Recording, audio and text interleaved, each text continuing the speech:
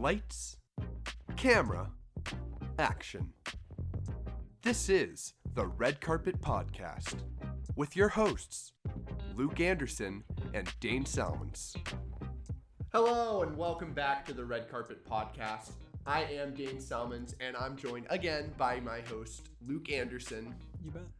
And we're here today. We are ecstatic. We're jumping out of our seats We are here to tell the entire world. We're here to tell the society we're here to tell the entire society about this movie. We went to see Joker this week, and we are flipping itching to talk about this one. Every time we have come in contact with each other, we have started to kind of say something and then immediately had to walk back as much as possible. It's been tough, but it's been a lot of fun. It's been really tough. Yeah. Because a few times we start to say something and then it's no, stop right now. You cut it out, mister. So I think we're both really excited to talk about it. We're excited to kind of share it with everyone and kind of just really be able to dissect this movie because I have some really conflicted feelings about Joker. I do too. Yeah. Yes. And so that one's going to be interesting. But first, of course, like always, we have our movie news and we have the big stories of the week that we're going to kind of discuss. So great. Yeah. I'll start off this first one here. Robert Pattinson is competing in the lead actor Oscar category for his role in The Lighthouse, which comes out this next Friday. Is it next Friday? Yes. Or I guess when the audience is hearing it, it'll be this Friday. This upcoming Friday. Oh boy. Yes. I'm so excited for this movie. Did you ever see The Vivitch? No. Okay, so The Lighthouse is from the same director that did The Vivitch, or The Witch if you're a casual. Okay. But it was from the same director, and I saw The Vivitch or The Witch a little ways back, and I enjoyed it. I need to rewatch it because it was very, very slow, and I need to rewatch and reanalyze because I was half paying attention when I first watched it. But just watching the trailer for The Lighthouse has me excited. I think Willem Dafoe is one of the more underrated actors in the world right now. I mean, Willem Dafoe is just a legend. He is. Genuinely. He is a legend, but I think he's a little underappreciated and doesn't have the accolades that some other top tier legendary actors have. Absolutely. And so I'm excited to see his performance. I'm excited for Robert Pattinson because Robert Pattinson, if I think Willem Dafoe is one of the more underrated legends, I think Robert Pattinson is one of the more underrated young buck stars in the movie industry right now. I took the time to watch High Life, or I watched the first half of High Life. It's a long story, but I watched it after us seeing Ad Astra this last week. I was aching for a really solid one, and I heard that it was a great science fiction movie. So I watched it, and he's kind of a one-man band in that movie for the most part, at least so far from what I've seen, and phenomenal. So yeah, I'm very excited to see what he does in The Lighthouse. Yeah, and so I'm just so horror is obviously my favorite genre. So I'm itching to see a movie like that because especially just a black and white movie like that. It's so exciting. But obviously we're kind of getting off track because obviously this is about Robert Pattinson. Yeah. Robert Pattinson going for the lead actor already. He's jumping the gun. He's jumping the gun. But the race is starting for best actor, and Robert Pattinson's one of the first names to kind of put his hat and say, we're gonna go for it. Yeah, it's cool. And the fact he's jumping, he's look, okay, we know you're gonna want me as the best actor. It's great. But he's not the only Robert that is trying to get in on this. Actually, he is the only Robert. He's the only Robert trying to get on this because Robert Downey Jr. In a recent interview, I don't know with who exactly, but I found the article on IndieWire, but he said, let's not to an Oscar campaign of him as Iron Man. He was approached. Apparently, they were kind of talking about, do we want to try and get him in that best lead actor? And he said, let's not. His words. Yeah. So that's great. Yeah. It is. Yeah, well, I mean, it's not great. I mean, I don't know if great's the right word. Yeah, maybe that's not the right word for it. I was because I was about to say, yeah, that is great. I'm like, wait, no. Yeah. It's not like I'm celebrating a guy like Robert Downey Jr. not being like. That's, yeah. But it's like, I don't know. I don't think he would have gotten nominated anyway. Yeah. I should clarify that too. Because, yeah, it's something where, like, by all means, you know. Yeah. I think.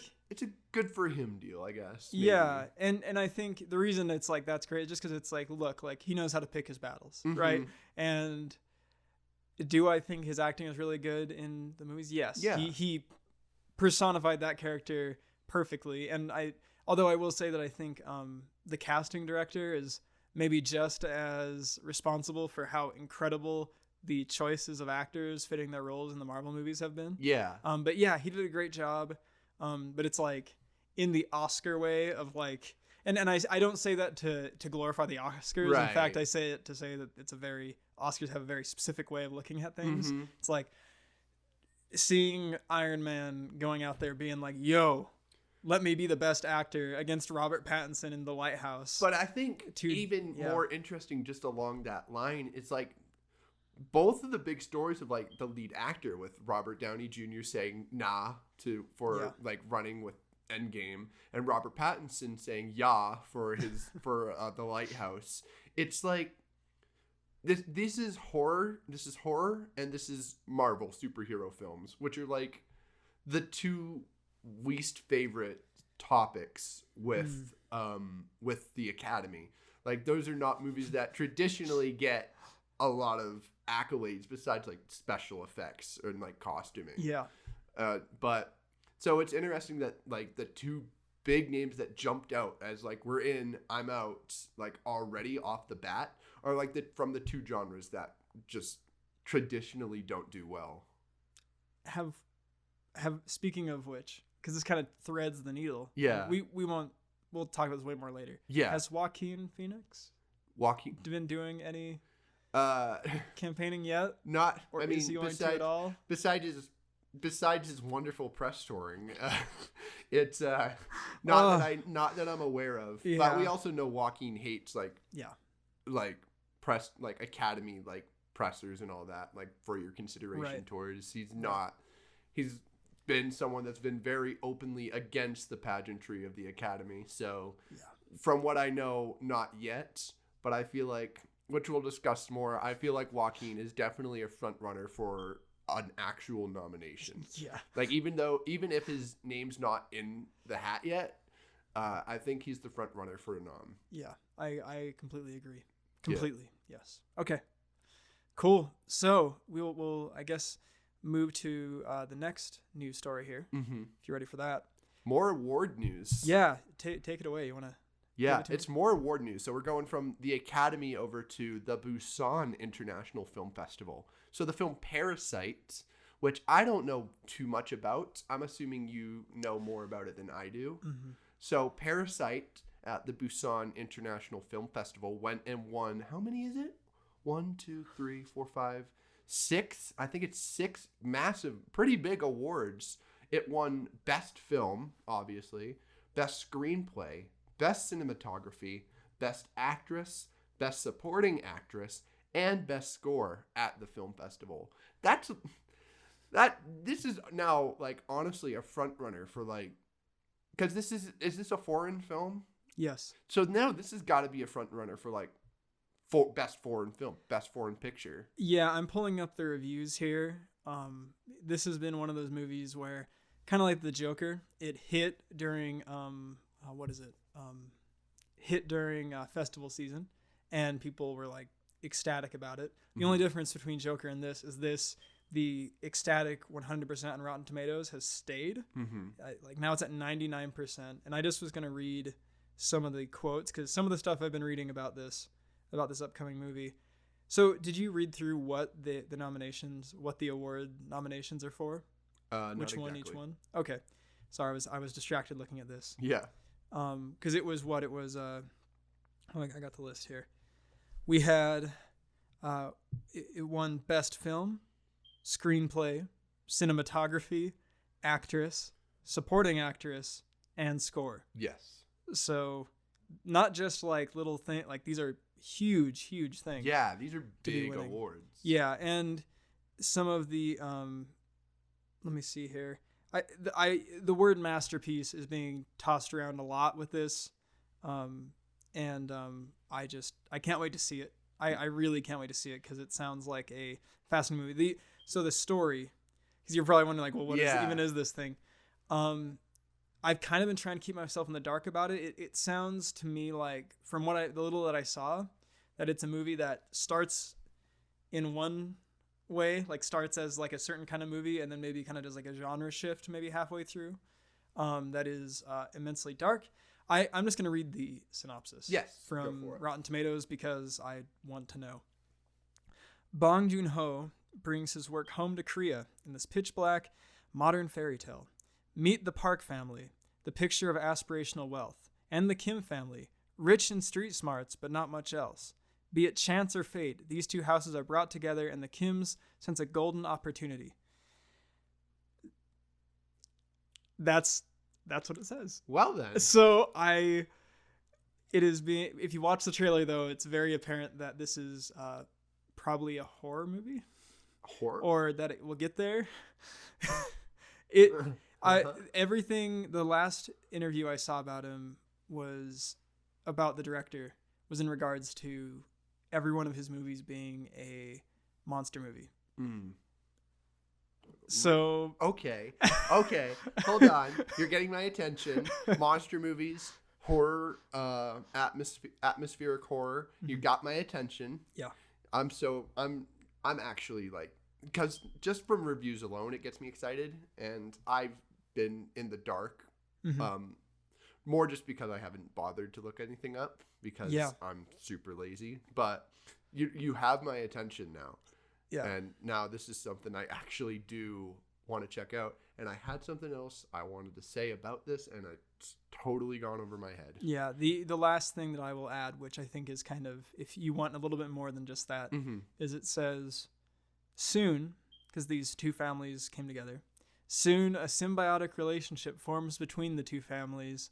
The Kims provide indispensable luxury services, while the Parks obliviously bankroll their entire household. Interesting. So we just got to see this thing. It is like I remember too what I was gonna say, because it's the first showing is coming out in New York, sold out like in 30 minutes, I believe, something like that. I don't know if there's a showing of this in all of Idaho. Probably not. So we'll just we'll wait and see. We'll keep our fingers crossed.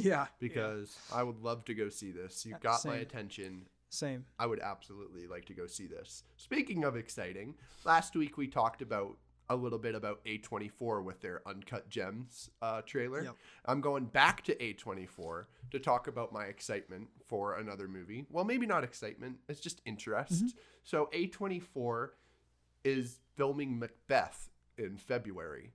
And it's going to be starring Frances McDormand, who was from... Incredible. She's incredible. Fargo, Three Billboards. Yeah, Three Billboards. Denzel Washington, obviously. And it's directed by Joel Cohen as well. I just noticed that part. I hadn't noticed that the entire time, and I looked at it. And it is Joel Cohen of the Coen brothers, not Joel Cohen who did the Garfield movie. But what a shame. What if we had a Garfield movie style take on Macbeth?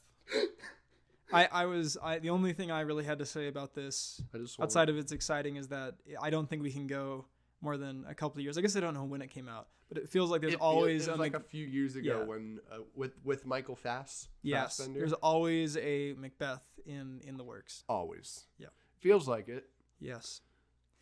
Do you know who did the old Macbeth? It feels like something like a Kenneth Branagh would have done. Why? I mean, it's a classic movie. I'm gonna check because I know Kenneth Branagh loves doing Shakespeare stuff. I'm gonna look up Macbeth director. This is not gonna help. This is gonna give us every. This is gonna be great. 1971. That's more like it. We need the 1971 director, Luke. Roman Polanski. Oh no. was 1971. Oh, no, wait, no. That's not the same Shut one. it down. This Shut it isn't down. the same movie. This isn't the same. Wait, this is a bad. We have to stop doing this. Where I am looking up things mid podcast because it leads to stuff like this. Like, we can't talk about Roman Polanski. He's canceled. We're gonna get our yeah, podcast and shut that down. was not the same movie. The original Macbeth, I think, is even older. But let me see here. Okay. Any luck? No. Maybe it's just not real. If I just look up a list of Macbeth movies, Maybe Macbeth just isn't real.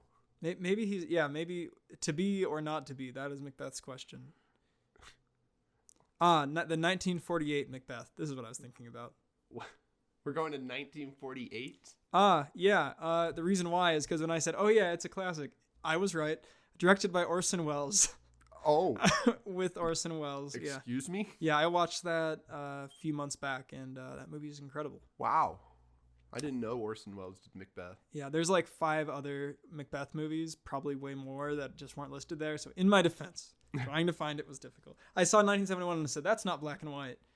Obviously, like 1971, it's not going to be black and white, so I had to keep digging back, and I found Orson Welles. Well, that was an adventure. Riveting. It was an adventure. This is exciting podcasting. Okay. So yeah, no, I'm interested in this. I mean, obviously, Coen brothers, not Garfield, Frances McDormand, Denzel Washington, A24. It sounds like a recipe for like an interesting film. Yeah. I mean, some people have been saying, like on Reddit, that they had seen Frances McDormand had been on this. They had seen the stage play that Frances did of Macbeth, and that her performance was wonderful, lackluster. Like her that's not good. Yeah, so I don't know, maybe something about being on this instead of like doing a stage play and being transitioned to screen and having it be with, I think I might get this wrong, I believe Joel Coen and Frances McDormand are married. I believe, I could be wrong. But if like it's a movie where it's like Frances McDormand and her husband directing, maybe that'll like bring something out of the performance. So yeah, we'll see with that. I'm excited. Yeah, I want to see what that is. I want to see what a Coen brothers Macbeth film is like. Did I say Macbeth? Coen Macbeth. Macbeth and Body Works. And speaking of things that are wet. Oh my God, what kind of transition was that? That's so good. Weathering with You. The subtitled trailer came out. Talk about Weathering with You. Weathering with You. Talk about it. I'm excited. Yeah, so it's give us the summary, give us who's directing it. Tell us what's going on. So basically it is the next movie from. Should we pause real quick? Let's pause. Do you need to come through? Oh, okay. Sorry, man. Okay. We'll have a cut. Back. It is, so Weathering with You is the new movie from director from Shinkai, who did Your Name, which is one of my favorite films of all time. Not just animated film, one of my favorite films ever made. It is an absolute masterpiece. And Weathering with You is his most recent movie that just came out in Japan like a little ways ago. And now the subtitled trailer is out, which means I'm finally going to get to watch it and cry my eyes out all over again. And I don't know too much about the plot because, like I've said, I tried to keep myself in the dark as much as possible on this. But what I gather is that it's a guy and a girl and high school student aged boy and girl. And they both have rough lives, but the girl has the ability to manipulate the weather. Mm-hmm. And so I'm interested to see it. I watched the trailer and already just felt my heart drop and go, oh no, Shinkai, what are you doing? Yeah. Because I won't say too much. You can watch the trailer if you haven't seen the trailer, you can watch it. But there are some elements there that definitely seem to be hitting hard. In a different way from Your Name, it looks like so far. But like I said, I don't know too much about it. But this is one of my most anticipated movies of the year that hasn't already come out yet. Mm-hmm. So I'm definitely looking forward to this. I'm ready to cry all over again. I'm ready to see if this is another Your Name or another 5 centimeters per second. Either way, Yeah. it's going to suck. It's I've only seen Your Name. Loved it. Absolutely loved it.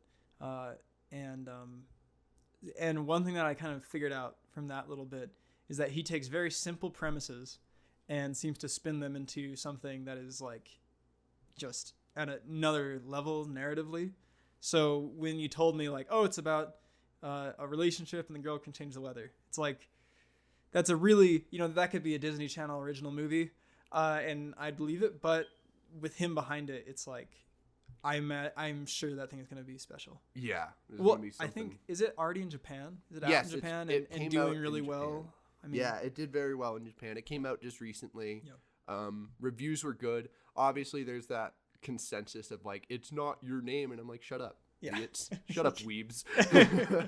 And so I'm dying to watch it because I have to go in. I'm going in with the mindset that this isn't going to be Your Name 2. This is going to be another beautiful film from Shinkai that I'm going in with the mindset that it's going to be closer to 5 centimeters per second and that I will just want to crawl up into a ball and cry afterwards. So, but however it is, do we know? I'm not going to look it up. We've done enough looking up in the middle of things. I've learned. But I want to know, I want to see when this comes out in the States. I can look that up really fast. Oh, very nice. In the meantime, though. In the meantime, more anime news. Yeah. Well, funny enough, like, just because, like, I think this is interesting because they're doing a Your Name live action movie. Oh, they are. J.J. Abrams is doing apparently a Your Name live action movie. And it's interesting because that one is going to be a boy from Chicago and a girl from a Native American reserve. And if they're doing a if they're doing an American version of Your Name, I feel like using Native American culture is the right way to go, at least in that aspect. And I brought that up because on the other end of the spectrum, Hayao Miyazaki has apparently refused multiple Hollywood offers to make a live-action Nazca. Yeah. So I've never seen Nazca, but I've seen a lot of Miyazaki films. I've seen a good handful of them, and I just think it's interesting that Miyazaki has he's straight up refused any offers to make a live-action version of the movie, which is. Good for him for standing by and saying. I think that's very good. Because there's so many people that'll say, "Okay, we're gonna make the American whitewash version of the movie," and Miyazaki's been like, "No, this is my project. This is art." I mean, just look at Ghost in the Shell. Like, look at just any classic. I know I'm not thinking of something, and someone's gonna be like, "Oh no, there's been incredible animation, any sort of like Alita Battle Angel." Okay. Case in point. I guess I'm thinking about movies that are animated, come over from Japan and then get turned into live action. I can't think of any that have actually been good. But I will say J.J. Abrams, that's a qualified director. Hopefully that works. And then also, speaking of those, isn't there an Akira? Yes, with Taika Waititi. Which I'm so excited for that, actually. I want to see it. But it's is Akira the kind of movie Taika would I mean it seems so far off from what he usually does. I mean, Akira seems it's kind of like when people are like, this is a book that's impossible to transition into a movie. That's something where I'm like, I don't know how you can transition that, especially the last half of that movie, into something live action. Yeah. If I'm going to bring up David Lynch in this podcast probably every single time, but if I had to pick someone to make an Akira movie, David Lynch would probably be my choice because of the amount of surrealism there. But you know what? We'll see. Taika Waititi, he has my full trust. I'm just waiting. I'm waiting for my Evangelion live action movie. I am waiting for my Berserk. I'm waiting for Berserk to be turned into live action. I want to see Berserk in all its glory. Just live action, disgusting. You don't want that. I do. Yeah, I know. I think you're right.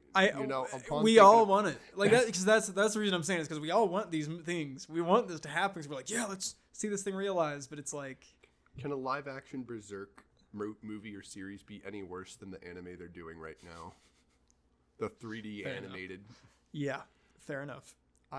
You're onto something there. Enough with this weeb garbage. Let's talk about Joker. Yeah, I was gonna say we need some time for this one. I think. So. Oh, we need so much time because we're not even going straight into the movie. We need the build up. We need to build up the experience of going into this movie. Yeah. Let's start off with the incredible press tour that has been going on with the Joker. Mm-hmm. So we have one of the things that happened was the director of the film was out there saying that cancel culture was ruining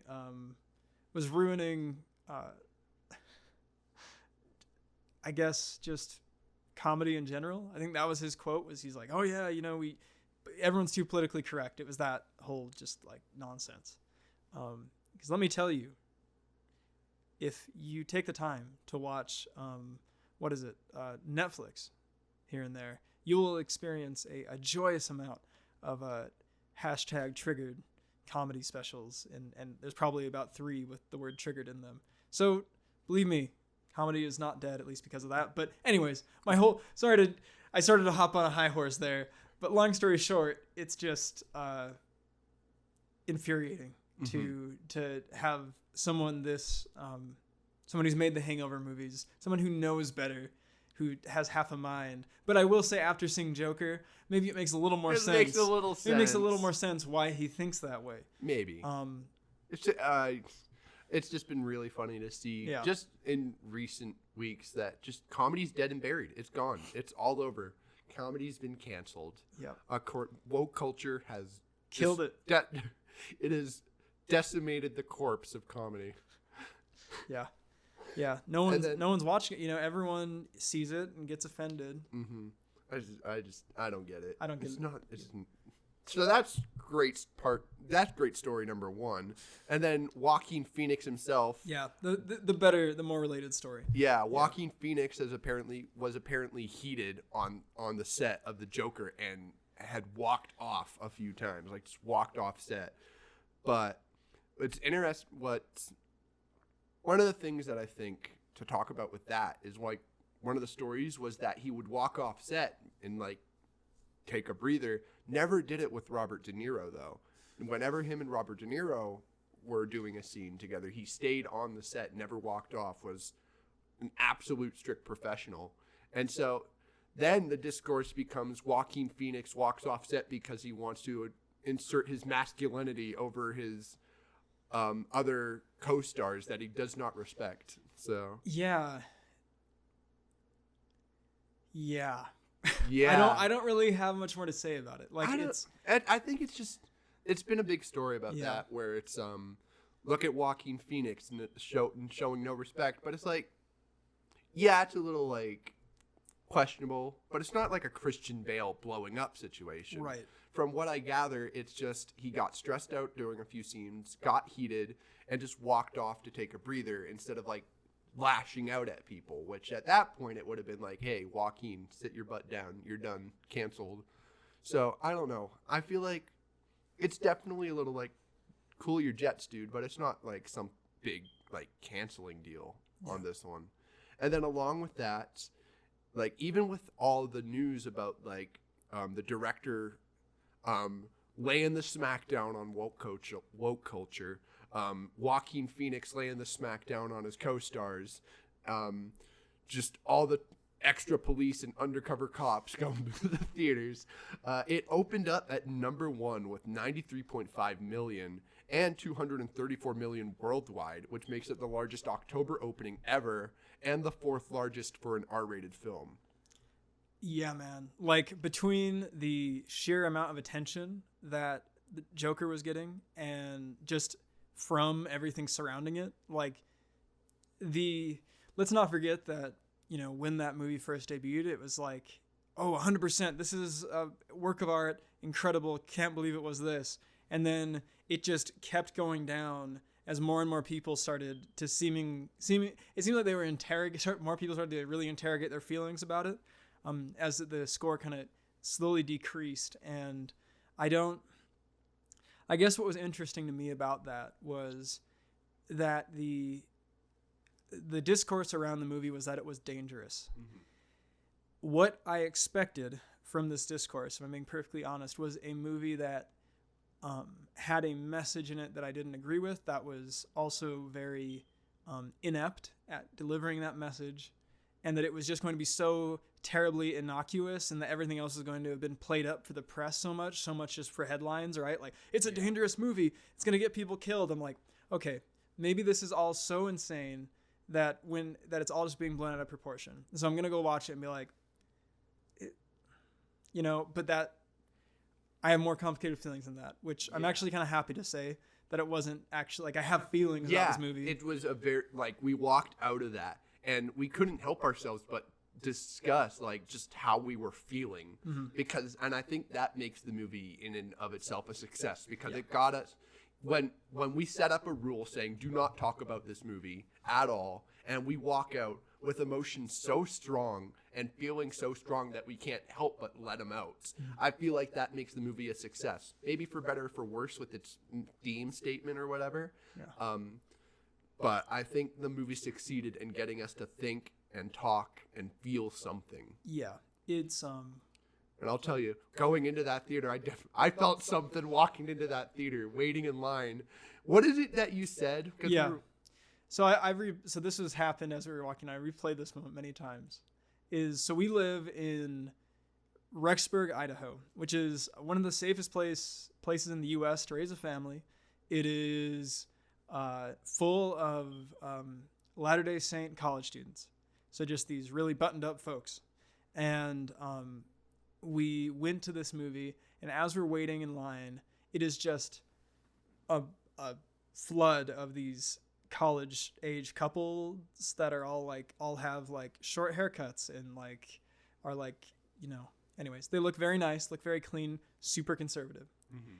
And not to conflate all those things together, but anyways, what happened was, as I'm there, I kind of jokingly was like, I hope that I'm keeping an eye out for any shady characters in this midst of, and because it's like there's not going to be one in sight. It's all these milquetoast looking people, and around the corner comes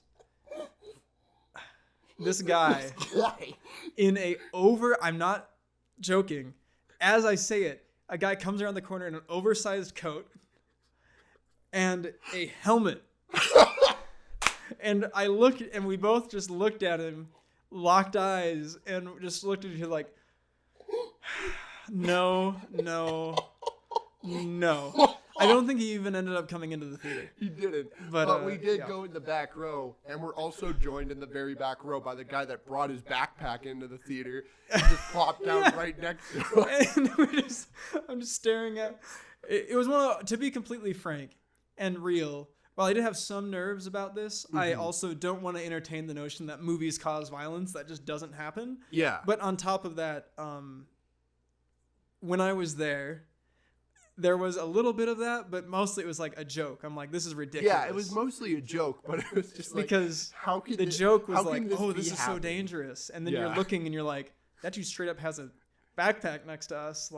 But it's one of those things where I think all the news going into it being that, you frame your perception, right? But it was very funny. And so for that, and I've been questionable about the way the media has presented it, because I do not want to perpetuate the idea that art, whether it's good or bad, is inherently harmful. Yeah. Like, trying to cancel art and messages, I think, is a harmful thing to do. But it showed, because we're in there mostly joking, but then there's still that tinge of you're looking at the guy next to us with his backpack, and after the media tells you that this movie is dangerous, the incels are going to rise up. And is reporting every arrest happening at or around a Joker film. For smoking. It's like, I worked at a movie theater. You think I didn't see a guy smoking in a theater, or bringing in a cheap Bud Light into the theater every other week? It's not a big deal, but it's like they are going to specifically say this guy got arrested for smoking in the theater because it's the Joker movie. And so when I say that, I'm looking over at this guy next to me with his backpack, I think the mainstream media and I feel a little gross saying that, like, oh, the mainstream media. But the point is, I think the media has been a little has tried very hard to paint the movie in a bad light, and I think at least to an extent it succeeded, because I was slightly uncomfortable, in the theater. I genuinely was too.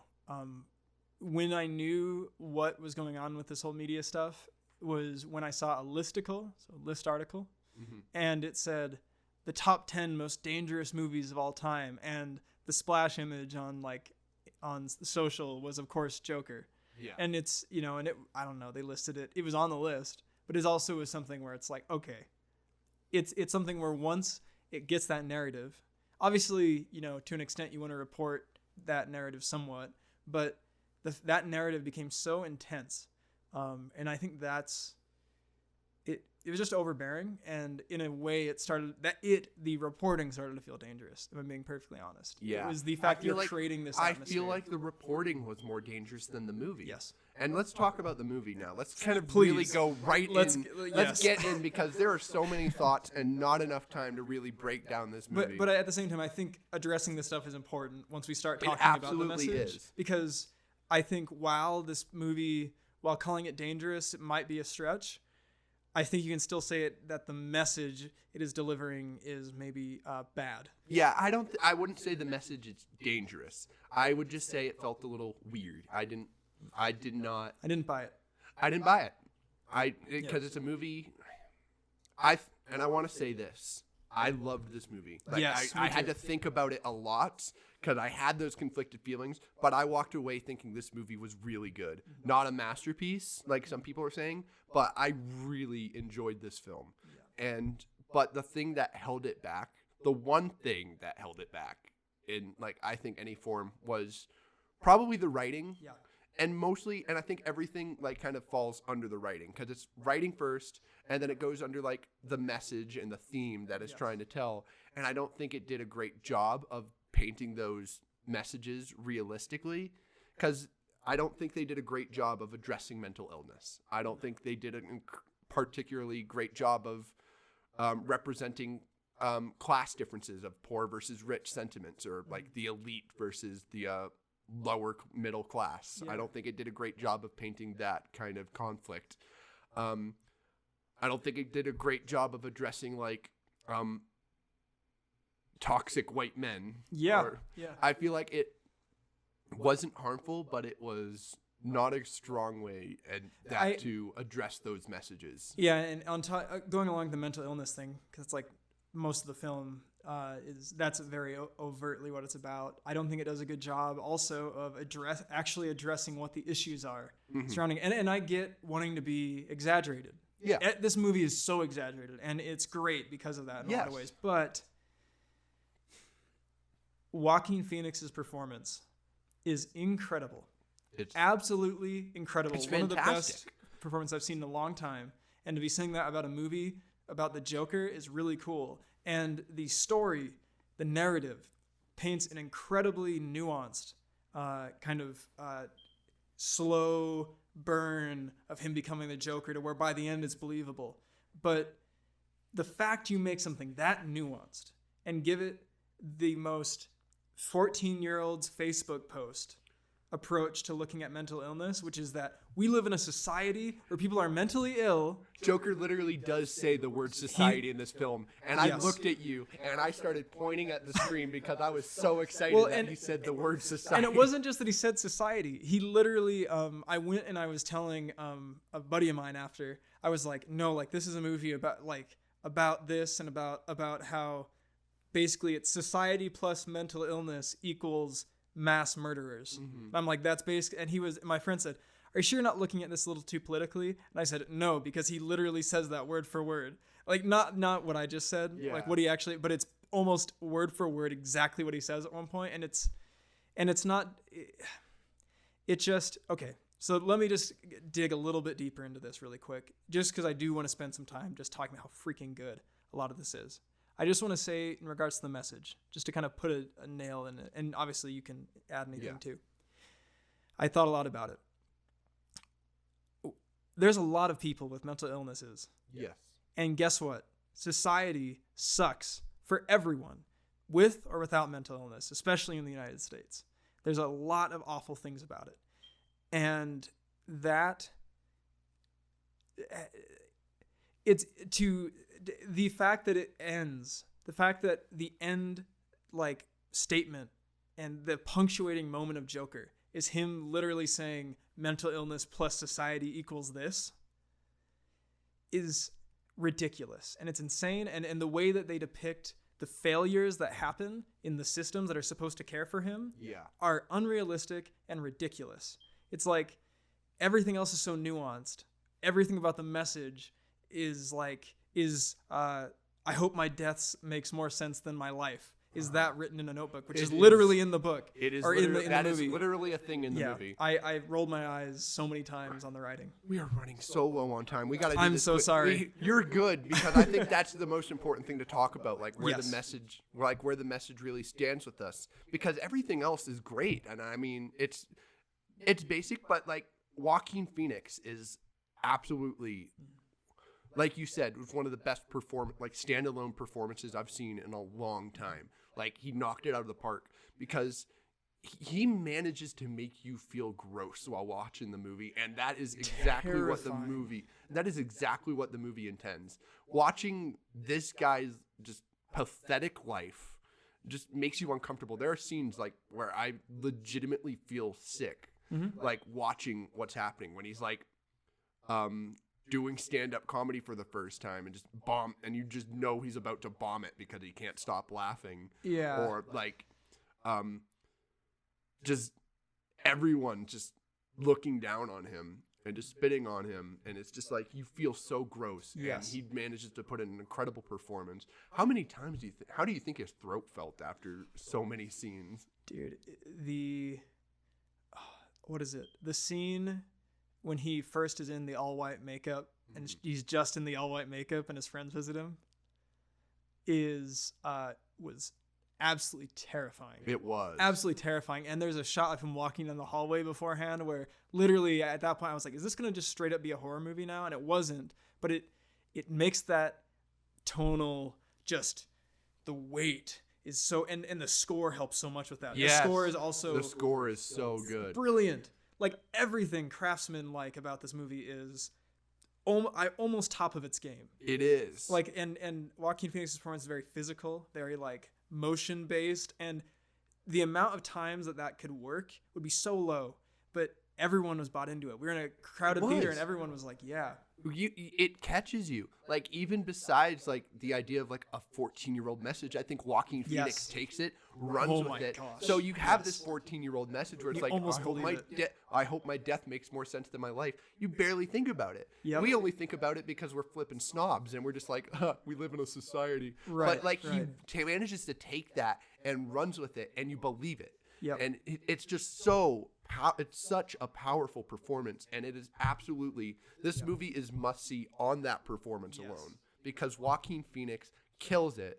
And at this point, I don't know, like, besides, like, if you really go and see, like, we're not quite in award season yet, so we don't have all the movies that are specifically made for awards, but right now, who's given a truly better performance than Joaquin Phoenix this year?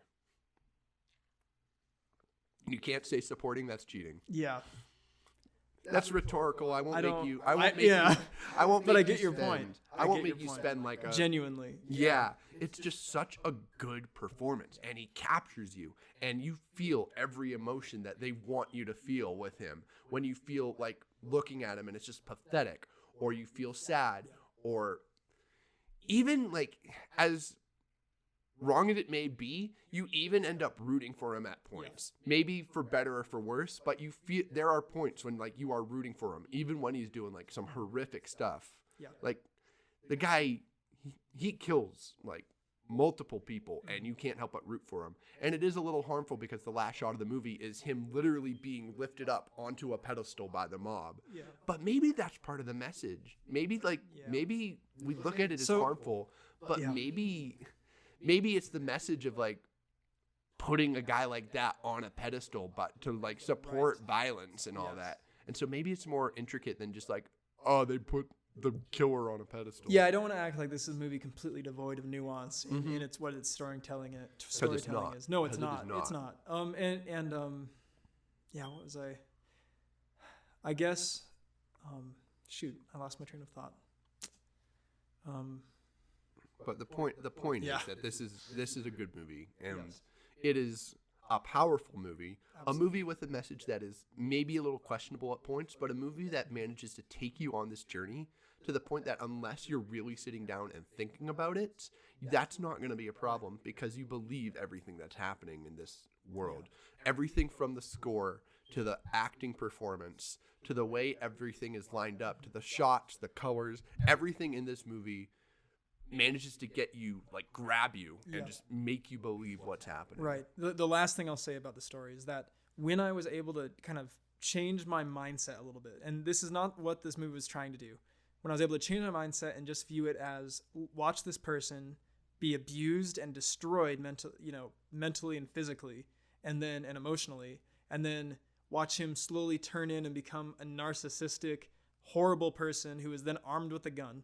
When I was able to see it in that way and not in the just like societal critique way, like when I actually started to see Joker as a villain, which is how he should be seen, but it's not how he's portrayed, then you're like, okay, I get it. Obviously, I did sympathize when he was being abused and stuff. But anyways, I guess my whole point is that this movie is not a total failure in the story respect. It's incredible. It's an incredible movie. I think this is a success. Yes. And ultimately, I walk away feeling that there are people in the world and that we do, in fact, live in a society. Brilliant. So, Score. For real. Yes. Just with everything, just talking about like all the buildup of this movie, on a scale of 1 to 10, where do you sit? So, well, I do think some people are going to come away from this movie with some pretty terrible messages about the world and terrible ideas. I have to give it an 8. I can't, like, if you have the mind to where you can go and handle it, like, watch that movie. Even if it's just as a visual and oral kind of experience, it's fantastic. Yeah, I'm gonna go a little higher than you. I'm gonna go with I'm going with a 9. Awesome. I think the message took it away from being like a full-on 10, but I think everything about like the craftsmanship of this movie works, and that's what makes it so great. It's not a masterpiece. I think that I've seen movies that tell their message a little better, and like we discussed, there's a little bit of a question. It's a little questionable, like the exact like theme that they're trying to go. But I think everything about this movie, other than like what the theme was, worked absolutely perfectly, and it just grabs your heart, like rips out, like it stirs up like feelings in you. Sure does. It really sure does. It definitely hits you hard. So that's our show for today. I mean, wow, we went long on this one. Yeah, we did. But it was always going to be long. Like it was. There was no way it wasn't. It was never gonna go long, and we even like kind of rushed through like the review of Joker because like there's so much that you can break down. But I feel like even then you have to see it to understand. Like we can say as much as you want, but this is a movie that you have to see for yourself to truly like grasp exactly what this movie is, and that's the best way to really walk away with any feelings. Watch this movie for yourself, and just walk away with your own thoughts, because we both think it's great, and like our words aren't gonna do it justice for where it succeeds. Right. And so next week we're gonna go see we're going to be seeing Gemini Man, which is the exact opposite. And I was dreading Joker for one reason of just like, this is going to be a tough movie to review. And now I'm dreading Gemini Man for the opposite reason of like, can't we let's see Joker again? Yeah, I love a good bad movie. I do too. I'm so excited. I know. I'm like excited, but like, I just don't want to do it. I don't want to go. I just want to be home. So that'll be next week, and we thank you guys again so much for tuning into our show. If you get the chance, like us on Facebook and follow us on Spotify. You can listen to us on Spotify or Anchor. We upload our audio podcast every Saturday, and you can also subscribe to us on YouTube, which we We do our YouTube show every Wednesday, I believe. So every Wednesday we upload our VOD for the podcast. And every Saturday you can listen to us on Spotify and Anchor. We're all under the Red Carpet Podcast on all social media platforms. So if you get the chance, be sure to like, subscribe, follow, whatever it is. Just help support our show and just help us out and just let us be able to continue doing what we're doing, because this has been such a blast. Oh, it's so fun. So thank you guys again, and we'll talk to you again next week.